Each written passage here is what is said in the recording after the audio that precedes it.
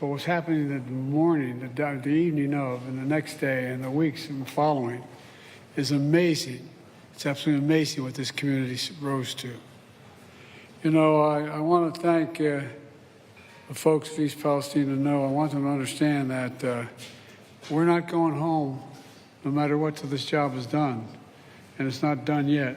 There's a lot more to do. The vast majority has been done.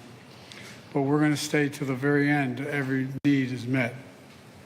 And we continue to hold Norfolk Southern accountable, make sure they make your community whole now and in the future. And what they do not make whole, what they cannot make whole, what isn't made, the government will make whole. We have an obligation. We have an obligation. I can already see this derailment won't define you. It just it defines you in a different way. Your courage, your resilience to this community, and the compassion that you've shown for all your fellow citizens. Let me be clear. While there are acts of God, this was an act of greed that was 100% preventable. Let me say it again. An act of greed that was 100% preventable. We were pushing the railroads to take more precautions, to deal with braking, to deal with a whole range of things that were not dealt with. Norfolk Southern failed its responsibility. We know multi-million-dollar railroad companies transporting toxic chemicals have a responsibility to do it safely. And again, Norfolk Southern failed. My administration was on the ground within hours, working closely with the governor, the mayor, the senators, the House members, community leaders, to make sure you have everything you need. My administration ordered Norfolk Southern to clean up the mess it created and ensure it was done right.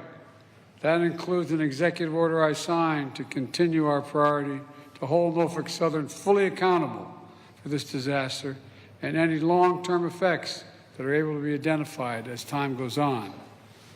Not just here, but also in Darlington, Pennsylvania, where I just visited an hour or so ago. Working with the state, we've tested the air, the water, the soil quality, deployed teams of health experts, provided emergency loans for local businesses. But it's not done yet. There's more to do. Today, I'm announcing the award of 6 National Institutes of Health grants to some of America's best research universities to study the short and long-term impacts of what happened here. That includes just north of here, Case Western University. So you'll have a top researcher with you as long as you need, as long as it has to go on. I also want to restate my support for the bipartisan rail safety bill. Senator Brown and Senator Vance and the congressman from Pennsylvania and others require stronger protective measures when trains are carrying hazardous waste. Storage tank cars. We argued about this for years. They should be stronger. They should be able to survive crashes without exploding. Undated brakes that meet higher safety standards. The fact of the matter is there was a lot of discussion ahead of time before this occurred about the safety of the braking systems of many of these railroads or trains. More staffing on trains so that there are more people to respond immediately to a crash and to do so much more in relation to the safety of the transportation.